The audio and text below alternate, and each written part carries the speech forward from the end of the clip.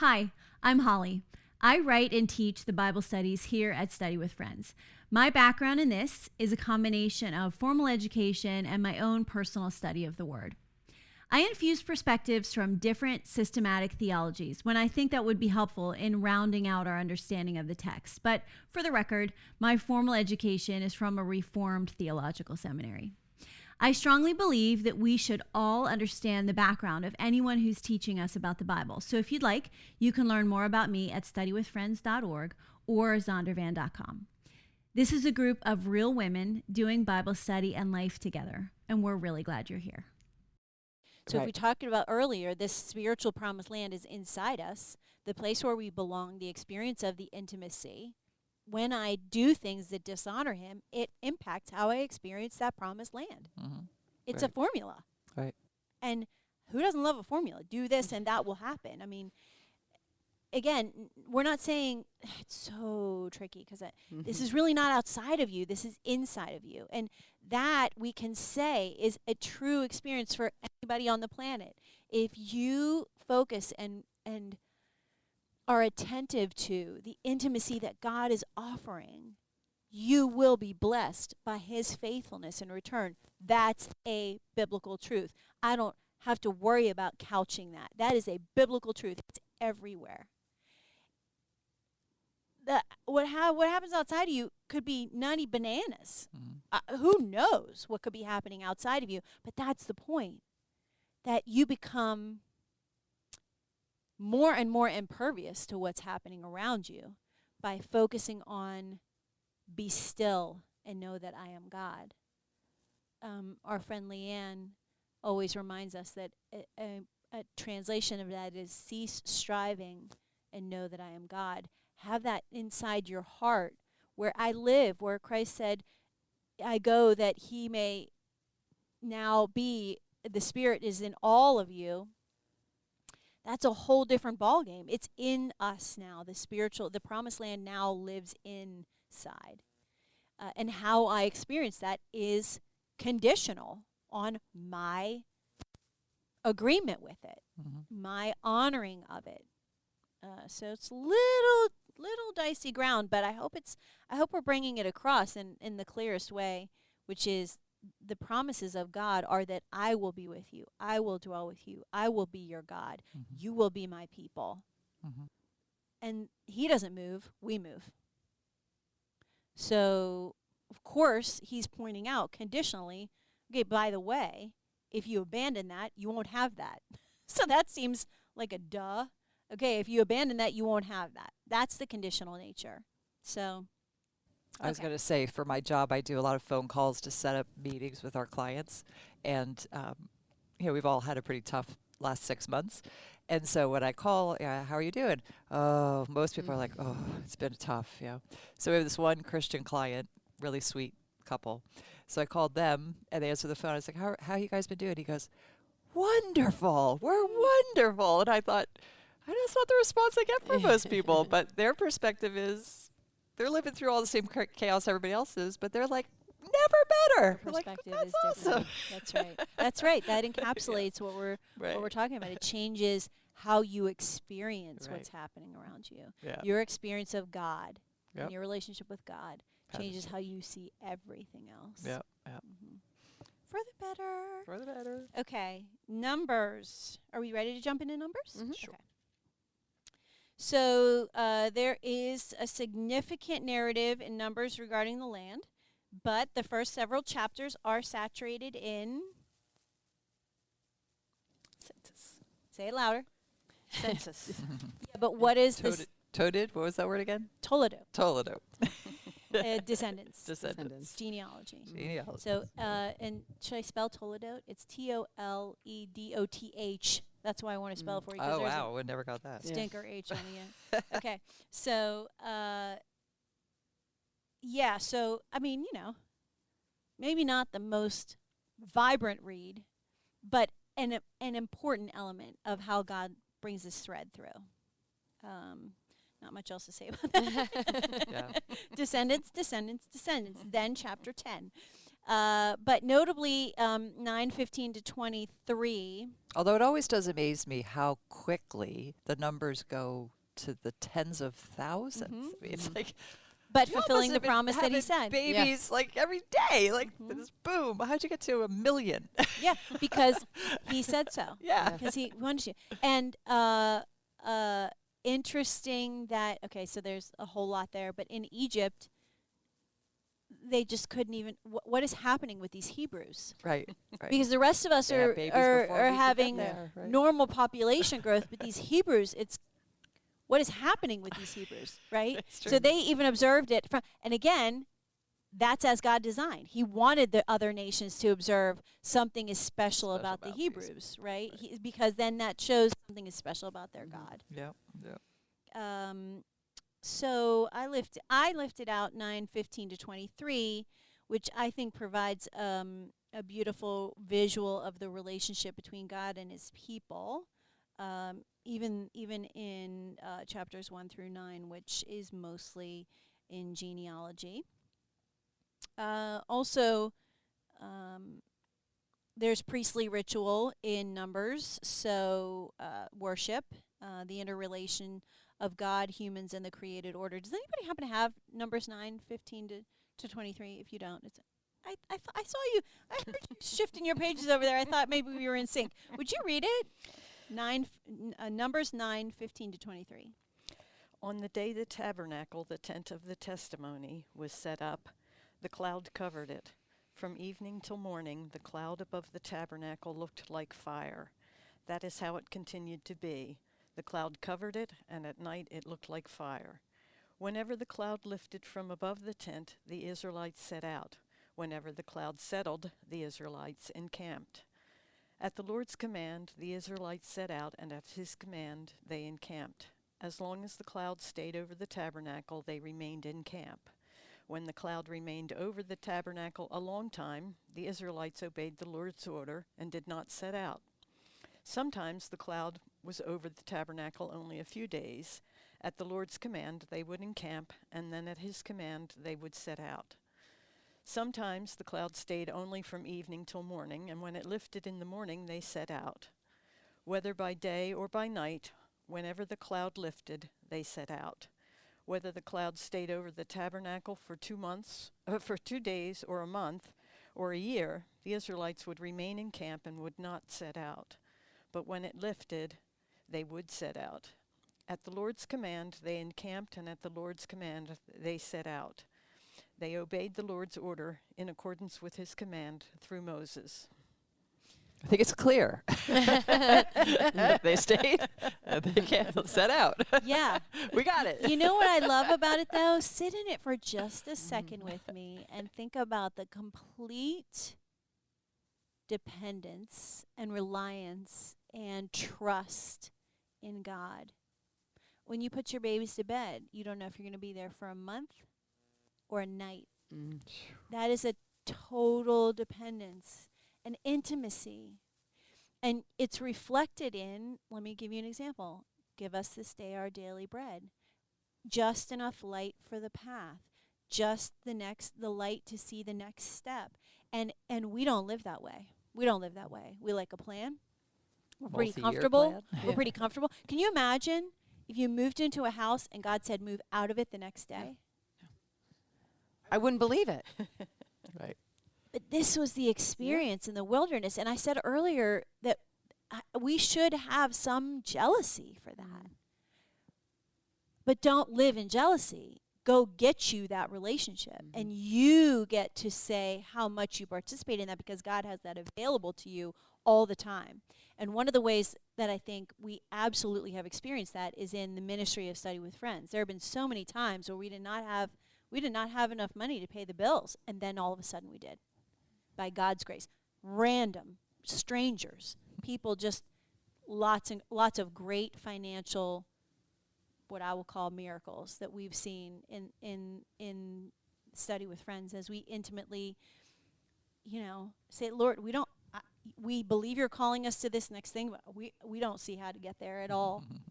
But we're going to walk forward one step at a time and then let you enlighten the next step. And So what I guess I'm saying is Israel wasn't special. God has that really relational intimacy available for us too, but it's a matter of how much are we going to trust that he will be there.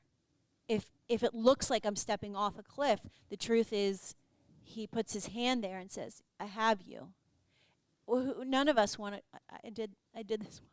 I did this once because I wanted to conquer it. I did paragliding, and I was like in it was tandem, so like the instructor was like attached to me. Thank God. And we get up there, and he's like, okay, so literally how we did it, he was like, okay, so you have to run, and Off a cliff. the cliff drops out. And I was like, excuse me, what now? And he was like, you just have to run as hard as you can. Right. And trust me. And I was like, okay, I'm just going to shut my eyes. He was like, you can't do that because you'll trip, and then we're going to be in trouble. I was like, oh, okay. His name was Gonzo. And he was like running right with you? We were attached to each other. Okay, wow. And, oh my God, that is a great example. I just realized that is wow, I need to do a blog on that. Remind me. Okay, so, So basically what he said was, but I need you guys to understand, we didn't just like stroll up to the edge. Full court. And he said to me, even when you feel like the ground is gone, keep running. Oh. It was crazy. But can I tell you something? Oh my God, I'm sorry. I'm just having a moment with Jesus right now. Because what I got by doing that and trusting was something I will never forget. Never forget. The perspective that I was able to see. Okay, I'm going to cry again. The perspective that I had, the way that I was able to see the landscape in a way that I could never have imagined that we see it. And my instructor had these strings. I don't even really understand what was happening, but he had these strings where he could steer us.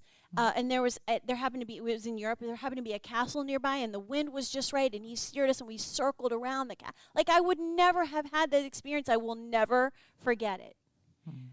But awesome. first, I had to run Trust. off the edge of a cliff.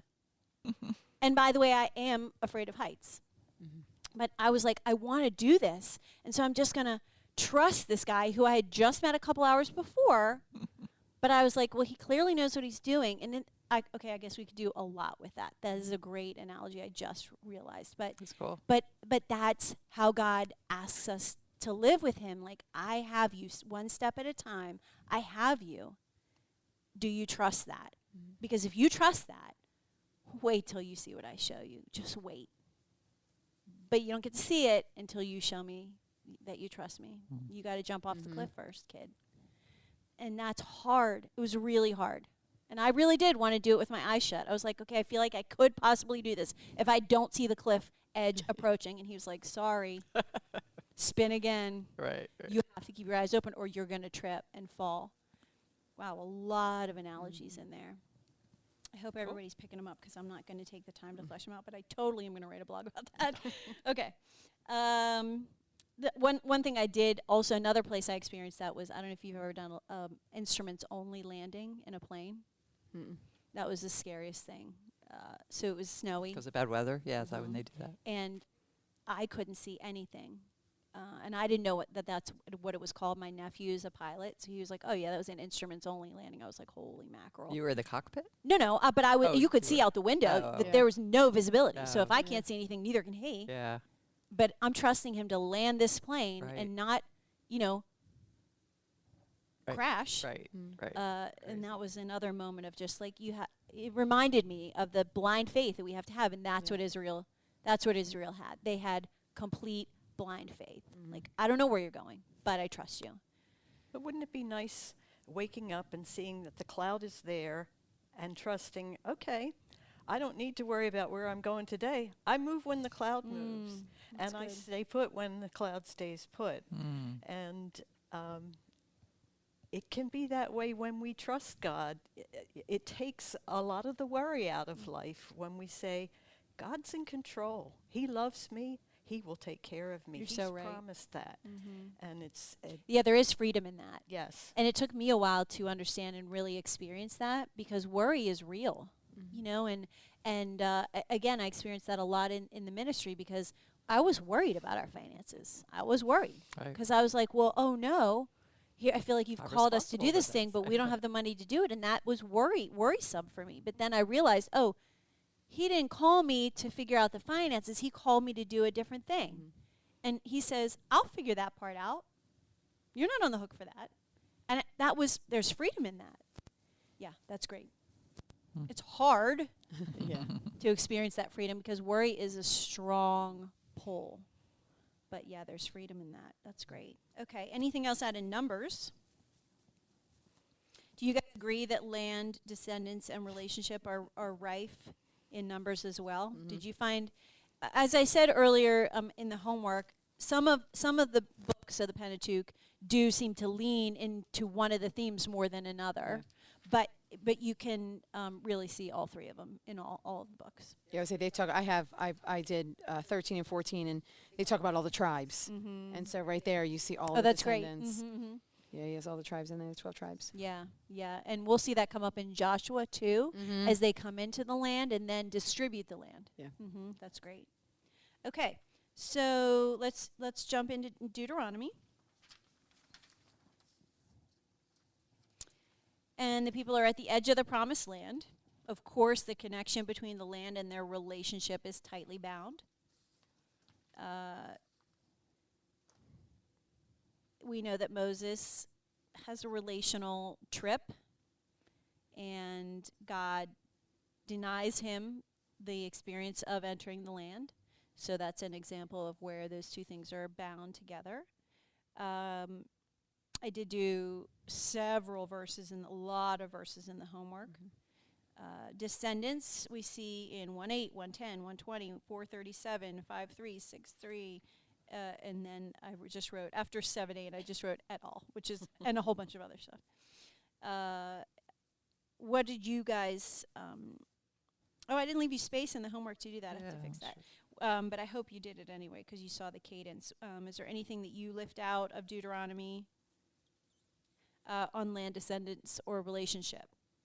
So I just mentioned descendants in those verses. Chapter 26 recapitulates evidence of God's saving hand. So that's relational, and their right-minded relational response. So that's about first fruits. And it's a simple elegance, Yahweh and Israel relationally. So I have Deuteronomy 6:3.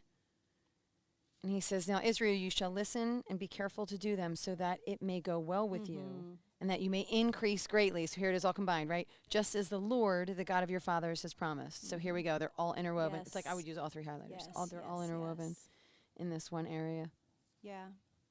In chapter 7, verses 7 to 9, Israel's reminded of her election and, love you with, mind, soul, strength is in there. And just promising, God has promised to keep his covenant to Israel. So that's another one I would lift out. Yeah, like that you did. So there's a lot in 6, actually. And this is in Deuteronomy 7, and these are the kind of things that always stand out to me. Same exact area that you were in, 7 through 9. It says his faithfulness, he'll keep his covenant and his faithfulness to 1,000 generations for those who love him and keep his commandments. And so we can't forget our piece of the pie or our piece of the puzzle. Because when we forget what he has done, and he loved us first, therefore we can love him. And it's just, we can't forget those things. Well, and what the verse you just lifted out, you're 100% right.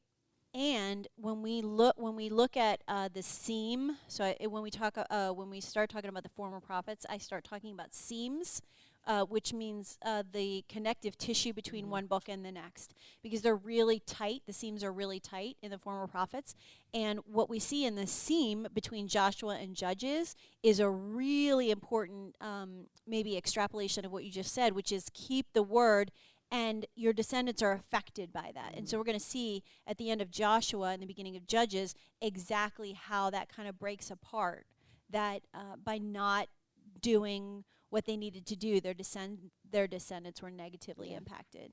So yeah, he's foreshadowing that, prophesying that, You do get the feeling of like Israel had to see this coming when they get into, the former prophets, Joshua, Judges, Samuel, and Kings.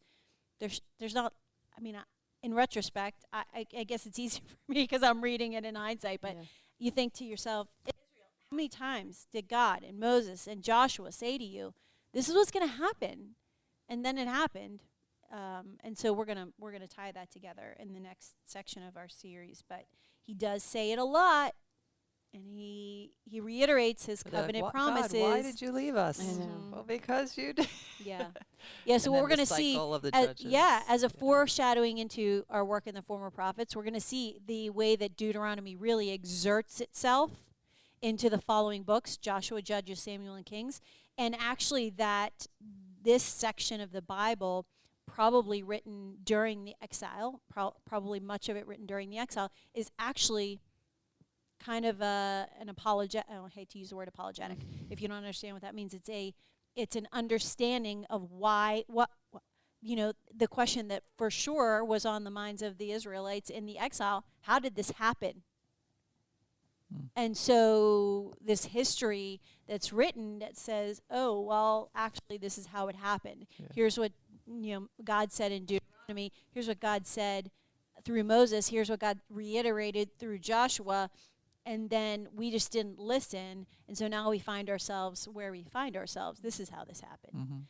And so sort of perhaps a priestly or prophetic pulling together of this narrative. And we'll do more work on that and why the seams are so tight and why the narrative is really tight in the former prophets. And the reason is it's an explanation of why the exile happened. So the end of the book of Kings is the exile. And so we journey, through Joshua, Judges, Samuel, and Kings, coming into the land, getting kicked out. And so if you look at it as a parenthetical section, it makes more sense.